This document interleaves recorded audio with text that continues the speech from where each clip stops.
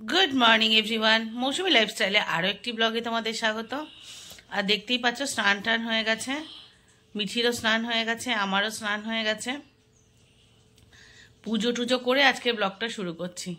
এই পুজো করে নিচে নামলাম। মামের আজকে বায়োলজি প্র্যাকটিক্যাল। মাম স্কুলে বেরিয়ে গেছে, ওর বাবা অফিসে বেরিয়ে গেছে। কতদিন বাদে পুজো দিলাম জানো?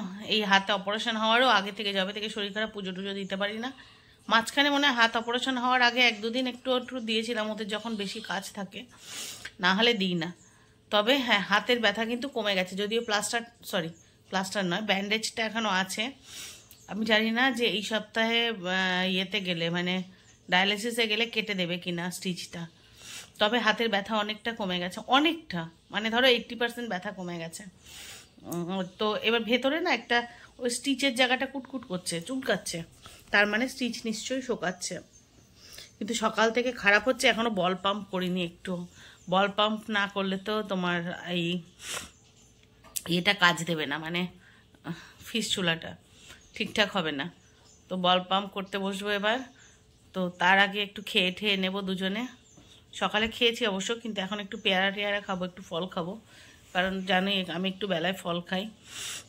তো সেটা একটু খাবো। খেয়ে 12টার সময় যেহেতু প্রেশারের ওষুধ, তারপর প্রেশারের ওষুধটা খাবো।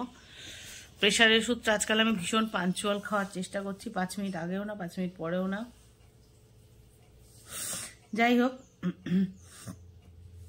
এসব করব করে দুপুরে কালকের বেশ কিছু রান্না আছে, সেগুলো সব গরম টরম করব। কিছু ভাজা আছে, বাঁধাকপি আছে, আলু সেদ্ধ আছে, এইসব দিয়ে দুপুরে খাবো। সঙ্গে একটা ডিমের অমলেট করব, ব্যাস। দুপুরবেলা এছাড়া আর কিছু করব না, কারণ বেশ খুচখাচ খাবার আছে তো, আর রাত্রেবেলা রান্নাটা করব। তো তোমরা জানতে চাইছিলে যে আমি কেন মাঝখানে 2 দিন ব্লগ আনিনি। আসলে কী হয়েছিল, ডায়ালিসিসের আগে, আজকে দেখতে পাচ্ছ আমার চোখ মুখটা ফুলছে। আমি বুঝতে পারছি না কেন আমার চোখ মুখটা ফুলছে। ডায়ালিসিসের আগে কি হচ্ছে, আজকাল একদিন আগে অন্তত আমার শ্বাসকষ্ট একটা শুরু হচ্ছে রাত্রেবেলার দিকে, বিকালে রাত্রেবেলার দিকে করে একটু শ্বাসকষ্ট শুরু হচ্ছে, কারণ একটু জলটা গেইন বেশি হয়ে যাচ্ছে। আমি এত জল মেপে খাচ্ছি, তো তাহলেও আমার গেইনটা বেশি হয়ে যাচ্ছে, আমি কেন বুঝতে পারছি না। আর তখনই শ্বাসকষ্টটা শুরু হচ্ছে। আর তারপরে আর এডিট করতেও ইচ্ছা করছে না। আমি ভিডিওটা করেছি, তোমরা দেখতেই পাচ্ছ, 2 দিনের ব্লগ একসাথে দিয়েছি, কিন্তু তখন আমার শরীরটা খুব খারাপ লাগছে। তো সেই জন্য আর আমি, তোমরা জানো আজকাল আমার শরীর খারাপ হলে আমার সেখানের ভিডিও করতে ইচ্ছাও করে না, সেই ভিডিও দিতে ইচ্ছাও করে না, আমি করতে চাই না। আজকাল ইউটিউব ফেসবুকে না এমন একদল অসৎ মানুষ বেরিয়েছে, যারা মানে এইগুলো নিয়ে খুব বাজে রকমের ইয়ে করছে, যাদের সত্যি কিছু না। আমি কার কথা বলছি তোমরা নিজেরাও বুঝতে পারবে, আমি বলতে চাই না। সত্যি কতটা রোগ তার ঠিক নেই, কিন্তু তার চেয়েও অনেক বেশি নাটক করে মানুষের সিম্প্যাথি আদায়ের চেষ্টা করছে। সেই জন্য আমাদের মতো যারা সত্যি পেশেন্ট, তাদের রোগটা বলতে ইচ্ছা করছে না, বলতে ইচ্ছা সত্যিই করছে না। ওই জন্য আমি যখন শরীর খারাপ হচ্ছে, আমি টোটালি ব্লগ স্টপ করে দিচ্ছি। যখন ভালো থাকবো তখন তোমাদের সাথে ব্লগ শেয়ার করব, একদমই করব না। এই হাতটা তুলতে একটু কষ্ট হচ্ছে, কিন্তু হাতটা একটু একটু ভাঁজ করছি। 10-11 দিন হয়ে গেছে তো। আমার মেয়েরা বকাবকি করছে, 15 দিন বলেছে, কিন্তু একটু মুভমেন্ট না করলে। আগের দিন যখন ডায়ালিসিসে গেলাম, একটা নার্স বলল যে একটু অর্ধেক করবেন হাতটা মুভমেন্ট, তা না হলে হাতটা একদম স্টিফ হয়ে যাবে। তো সেই জন্য করছি। মেয়েরা বলছে হ্যাঁ ডাক্তার বলেছে 15 দিন, তুমি বেশি বোঝো, নার্স বলেছে বলেই তোমাকে মুভমেন্ট করতে হবে। আলাম, এটা কিন্তু সত্যি কথা, না হলে স্টিফ হয়ে যাবে। তো আমি হাতে ভারী কাজ কিছুই করছি না, মানে একেবারেই নয়। তো ঠাকুর ঘরে পুজো দিতে গেলে তো আর মানে বা হাত কোনো কাজে লাগে না। তো ওই একটু দেশলাই ধরা কি একটু শাক ধরা, ওতে তো ভারী না। তো বা হাতে আমি অ্যাজ সাচ কাজ কিছুই করছি না, ডান হাত দিয়ে টুকটাক যা করছি। আর হাতটা একটু মুভমেন্ট করতে বলেছে, সেহেতু আমি একটু ধরো টুকটাক হালকা ফুলকা আজকাল সবজিও কাটছি। সবজি কাটতে গেলে তো আর ভারী কিছু না, হাতটা তো লম্বা করলেই চলে, বটিতে করছি। তোমাদের দাদা কালকে আমায় ওই ইয়েতে দেখলে না, আমরা কোথায় গেলাম, স্মার্ট বাজার, ভুলে যাই আজকাল খুব, ওখান থেকে আমাকে বড় ছুরি কিনে দিয়েছে। বলেছে যে আর তুমি বসে সবজি কাটবে না, দাঁড়িয়ে যা হবে তাই সবজি কাটবে। তো যাই হোক, একটু অর্ধেক মুভমেন্ট করবো, যতই ওরা বলুক। আর যদি মানে আমি শুধু প্রে করছি এদিনকে স্টিচটা কেটে দিক। আমার না ওই যেখানটায় ব্যান্ডেজ করা না বিচ্ছিরি কুটকুট করছে, মানে একটা বিচ্ছিরি ইচিং হচ্ছে। এক তো টেগার ড্রামের বিচ্ছিরি আঠা, ওই আঠাগুলো খুব ইচিং হয়, ভীষণ ইচিং হয়, আর 2 স্টিচের জায়গাটাও হচ্ছে। তো আমার মনে হচ্ছে ওটা কেটে দেওয়াটা খুব জরুরি, কিন্তু আমার মনে হয় তো সব কিছু না, ওরা চেক করবে যখন ড্রেসিং করে, চেক করে, যদি দেখে যে কাটার মতো হয়েছে ডেফিনেটলি কেটে দেবে। ও হ্যাঁ, আর মনে মনে একটা ভয় আছে জানো তো, এটা হয়ে গেলে, এটা যখন শুরু হবে মানে হাতের ফিস্চুলা দিয়ে, যারা আমার বন্ধুরা আছো যারা জানো যে ফিস্চুলা দিয়ে যখন শুরু হয়ে যায়, মানে অনেকে আছে যে যাদের স্বামীরা আছেন, তারপর অনেকে আছে নিজেরা আছেন পেশেন্ট, তো ফিস্চুলা দিয়ে শুরু হয়ে গেলে আমার এই বুকের পাম্প ক্যাথেটারের কোনো প্রয়োজন নেই। তো সেটা তো ডেফিনেটলি খুলে দেবে, বললো হাতে 2-3টে হয়ে গেলে বুঝবে যে না ফিস্চুলা ঠিক আছে, তখন বুকের ওইটা খুলে দেবে যে পাম্প ক্যাথটা। ওটাই খুব ভয় পাচ্ছি। পাম্প ক্যাথটা করার সময় খুব লেগেছিল। তা এদিনকে আমি ওই যে নার্সদের যিনি আর কি ইয়ে আছেন ইনচার্জ, তো ওখানে ওই দাদাকে জিজ্ঞাসা করছিলাম যে দাদা খুব লাগবে আবার বলো, তো বলছে না তৈরি মানে তোমার যখন ইয়েটা করেছিলেন সেরকম যেরকম লেগেছিল মানে পাম্প ক্যাথ করার সময় অতটা লাগবে না। আমি সর্বনাশ, অতটা লাগবে না, পাম্প ক্যাথ করার সময় খুব লেগেছিল আনলিমিটেড, অতটা লাগবে না মানে তার চেয়ে কম লাগবে, তার মানে সেটাও বেশ লাগা। মানে ফিস্চুলা করার থেকে পাম্প ক্যাথ করা অনেক বেশি পেইনফুল ছিল, তার মানে আবার ওটি, আবার তখন বললো যে ওটিতে গিয়েই ওটা করবে, মানে আবার ওটি, আবার পাম্প ক্যাথ খোলা, রিমুভ, মানে ওটি যন্ত্রণা, এগুলো আমার জীবন থেকে যেন ছাড়ছে না। যাকে যা হয় হবে বলো, চলো এখন তো ঠিক আছি। আর খুব ঘুম পাচ্ছে, এই কদিন প্রচণ্ড ঘুমাচ্ছি, আমি তোমাদেরকে কি বলবো, সাংঘাতিক ঘুমাচ্ছি, সেই কারণে চোখ মুখ খুলছে না জল জমে খুলছে আমি জানি না, তবে ডাক্তার দেখাতে হবে। ব্লাড টেস্টের রিপোর্টগুলো এলেই, ওই এখন তো হসপিটালে ব্লাড টেস্ট করছি, রিপোর্টটার সাথে সাথে আসছে না, আগে যেমন এখান থেকে লোকালি করতাম চলে আসতো, তো এই দিনকে ডায়ালিসিসে গেলে যদি রিপোর্টটা দেয় তারপরে ডাক্তারটা দেখাবো। তো দেখি ডাক্তার কি বলে, কি কারণে মুখটা অন্তত এরকম বিচ্ছিরি হয়ে যাচ্ছে। যাই হোক, তবে কালকে পার্লারে গিয়ে নিজের একটু ফ্রেশ ফিলিং হচ্ছে, বিচ্ছিরি হয়ে গেছিলাম। তো চলো এবার একটু ফল টল খাই, আবার পরে আসছি। সন্ধ্যাবেলা জামা কাপড় বদলে যাচ্ছি সন্ধে দিতে, আর দেখো এই দেখো কে ঝাঁট দিচ্ছে, দেখো সন্ধ্যাবেলা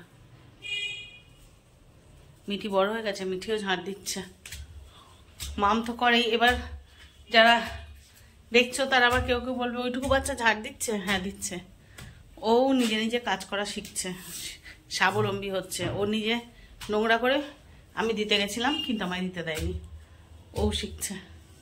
চলো সন্ধ্যে দিয়েছি, আমার গোপাল সোনা বসে আছে, চলো অনেকদিন গোপাল সোনা দর্শন করায়নি, আজকে একটু গোপাল সোনাকে দেখাই। তো এই আমার গোপাল সোনা, বলো রাধে রাধে। আর আমার সোনা খাচ্ছে এখন চকলেট আর নিমকি। তো চলো ও খাক, আর আমরা বাইরে গিয়ে বসি।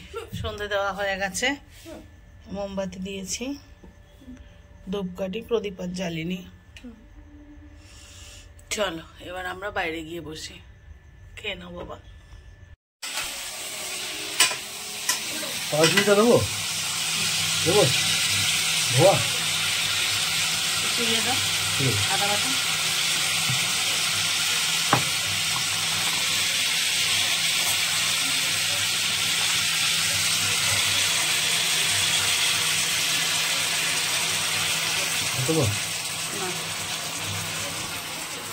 ঠিক আছে করো।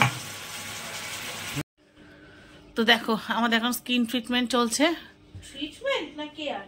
Skin care. মাম হচ্ছে আমাদের সবার মা, প্রথমে আমার স্কিন কেয়ার করলো, তারপরে ওর বাবার, তারপরে এখন ওর বোনের। নিজেরটা করবি নাহলে আমি তোরে পিটাবো। ঘুম পেয়েছে তোকে আমি যেতেই দেবো না ও ঘরে। দেখো ওর নিজেরটা করবে না, সবারটা প্রথমে আমারটা করে দিল, ওর বাবারটা বোনেরটা দিয়ে এখন বলছে ঘুম পেয়েছে। না মা না করলে কিন্তু আমি বকা দেবো। অনেকেই বলছিলে আমি দুদিন ব্লগ দেইনি, যে মৌসুমি তোমার ব্লগ না পেলে চিন্তা হয়, শরীর খারাপ হয়। তো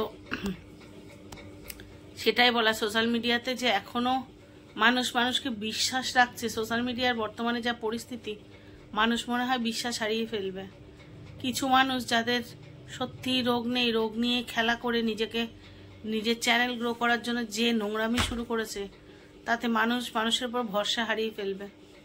আর যদি যারা সত্যিকারের অসুস্থ তাদেরকে মানুষ বিশ্বাস করার সাহস হারিয়ে ফেলবে। তো সেই রকম পরিস্থিতিতেও দাঁড়িয়েও তোমরা যে আমাকে ভরসা করে যে একটা বেলা ভিডিও না দিলে, একটা দিন যে মৌসুমি কেন ভিডিও দাওনি, তোমার শরীর কি খারাপ, টেনশন করছো, আমায় এত ভালোবাসছো, এরকম জায়গায় দাঁড়িয়ে না মানে সত্যি নিজেকে খুব ধন্য মনে হচ্ছে। আর সবাইকে বলতে ইচ্ছা করছে সেই সব চ্যানেল মানে কি বলবো তাদেরকে, যারা এই রকম মানে নিজেদের রোগটাকে নিয়ে খেলা করছে, মানুষের বিশ্বাস ইমোশন নিয়ে খেলা করছে।